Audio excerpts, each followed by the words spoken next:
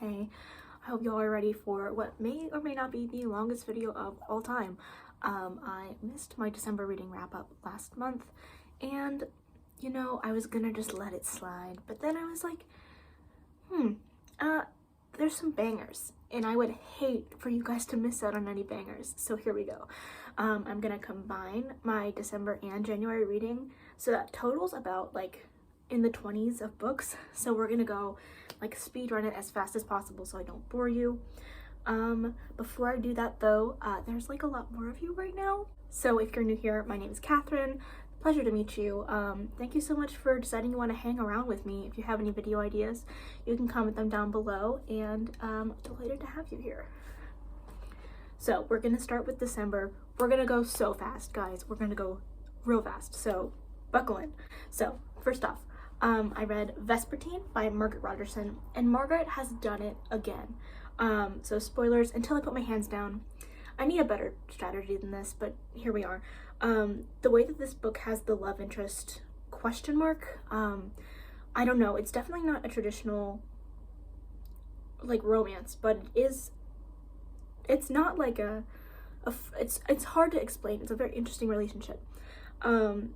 So the love interest is like occupying the body of the main character, and she's noticing how badly she treats it as an outsider, and it's just it's like really moving at points where you realize like what having like low self-esteem and not caring for yourself looks like from an outside perspective, especially as it moves from like an enemies to lovers point of view. Even as they are like not truly friends, there's still this recognition that she's not treating herself the way she should, and it's just very powerful and lovely. So hands down, basically every time that I think that Rogerson has like done it, she's created the peak work that she won't be able to surpass, she just comes out and like blows all my expectations out of the water. She outdoes herself every time. Next, I read The House in the Cerulean Sea by TJ Klune. Guys, I loved this every bit as much as I expected to and more. This is exactly the kind of book that I just eat up. It is so like soft and lovely and full of new like warmth and joy and a belief in a queer future where people who are different can be loved in every possible way. So good. So good. I finished this on a train. Took everything in me not to just cry in front of everyone on the train, so highly recommend. Next, I read The Love Hypothesis by Ali Hazelwood. Oh my god. Okay, girl, this was so fucking good.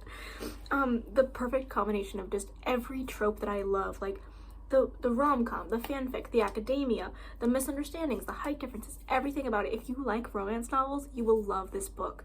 Next, I read Crushed by Richard Seiken.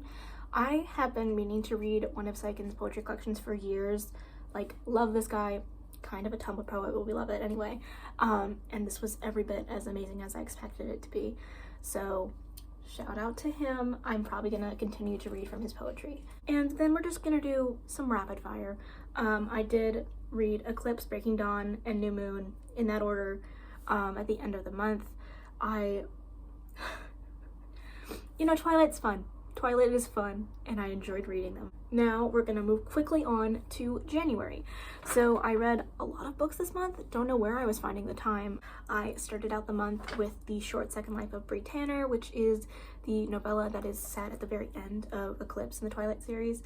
I had never read this novella even as like a kid when I was reading the Twilight series initially, and it made Bree's story that much sadder, which I didn't think it could be. It could, and it was. Next, I was really hitting the nonfiction this month, and honestly every single nonfiction book I read this month was amazing. So first I read Killers of the Flower Moon, The Osage Murders and the Birth of the FBI by David Grann. This was an incredibly shocking, meticulously researched book about the murder of the Osage people for their money that they got as a result of their reservation being oil rich and then just systematically murdered. Truly just horrifying, gripping. If you haven't read it yet, I recommend it. Next, I read Teaching to Transgress, Education as a Practice of Freedom by Bell Hooks. I was absolutely devastated when I heard that Bell Hooks' Gloria Watkins had died. She was just such an incredible intersectional feminist and created theory in a way that really reflects the world, that like in a way that everyone can understand, just makes theory accessible to people that I like don't think would have ever like been reading about the kind of stuff that, like, I know that I certainly would not have started getting into activism as young as I did if I hadn't like read some of Bell Hooks' works when I did. She just makes it so that everyone can understand, and has brought feminism and anti-racism to so many people, and she will be so missed. I loved this book. My hope is to be a school librarian.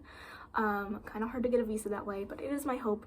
And so she was discussing concepts like the pedagogy of resistance, education is the practice of freedom, like the title, the transformative power of love, and like how to run an intersectional feminist classroom.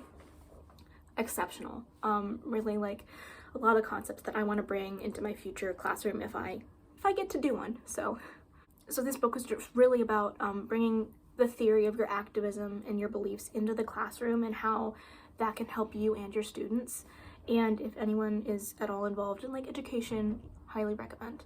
Next, I read The Butchering Art, Joseph Lister's Quest to Transform the Grisly World of Victorian Medicine by Lindsay Fitzharris. This was fascinating. This is about how Lister created antiseptic theory, which saved hospitals as an institution and also just countless lives. I'm living in Glasgow right now, so it was super cool to like have things mentioned. I was like, oh, I know where that is. If you have any interest in like medicine, which I, like everyone else, had a huge Grey's Anatomy phase in high school, do recommend it. Next, I read Unwell Women, Misdiagnosis and Myth in the Man-Made World by Eleanor Cleghorn. This was so good. This is a nonfiction book about the history of chronic illness in women and its perception and its diagnosis. People really were believing like the womb was like this wild animal living inside of women for like way too long. And especially as someone who experiences chronic illness as a woman, I really enjoyed this book and the way that it handled like how women are treated within the like medical system. Next, I read Stockings and Spells by Nancy Warren. This is the 4th book in the Vampire Knitting Club series. I love this series. It is so cute. It is so cozy. It is so nice. Next, I read The Wicker King by Kay Ankrum. Y'all, this book just sucked me in a way that it's been ages since I've read a book in like one sitting, and I couldn't stop reading it once I started. It's about 2 friends / like much more, where one begins to have hallucinations and the other accepts them as real, and they slowly work their way down this dangerous rabbit hole together in a way that ultimately destroys them both. There is huge trigger warning on this book if you're gonna read it. Abuse, neglect, mental illness, a brand of fucked up that really makes you just want to reach into the story and somehow help them, if only a little bit, and you know you can't. Next, I read A Curious History of Sex by Kate Lister. This was a super cool, deeply researched book about the history of sex. Certainly not all-encompassing, and there was really little to nothing about queerness in it, but it covered a lot of really interesting topics nonetheless. Next, I read The Anthropocene Reviewed by John Green. You may not know this about me, was a John Green stan in middle school, read all of his books religiously. This is a essay collection dealing with the pandemic and how humanity has impacted the planet and how beautiful and scary that can be. John Green never fails to just scrape at the bottom of the human experience, even when he's writing nonfiction. I cried, I laughed, I felt so many things. If you haven't read this yet, I highly recommend it. I think that he does a really amazing job of painting the human experience. Just every time. So good. Next, I read The Neurodiverse Classroom, A Teacher's Guide to Individualized Learning Needs and How to Meet Them by Victoria Honeyborn. Excellent read, full of tips I'm hoping to integrate into my career. Next, I read Freedom is a Constant Struggle, Ferguson, Palestine, and the Foundations of a Movement by Angela White Davis. So I know it's dangerous to have favorite activists, and that what matters more is like the community and the ideology, but nonetheless, Angela Davis has been my hero for years, and she continues to be after reading this book. Next, I read Bridge to the Frozen North, the Matthew Henson story by Katherine Johnson.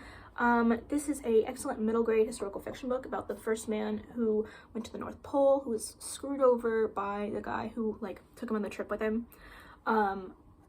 Surprisingly, like I haven't read middle grade in ages, and so I was expecting to not really be held by the story, but I was. Also super fun. The bottom is illustrated according to like the setting that he's in, and it changes like per part, which I thought was a super cool touch. Next, I read Today, Tonight, Tomorrow by Rachel Lynn Solomon. Oh my god, so cute. This happens over the course of one day, but is following up 4 years of romantic tension. And it really is a love letter to the romance novel, which, as we know, I love a good romance novel, so I adored this book. And finally, I read A Beautiful Mind by Sylvia Nasser. This is about the life of John Nash, who was a Nobel laureate and worked in mathematics and game theory while struggling with paranoid schizophrenia.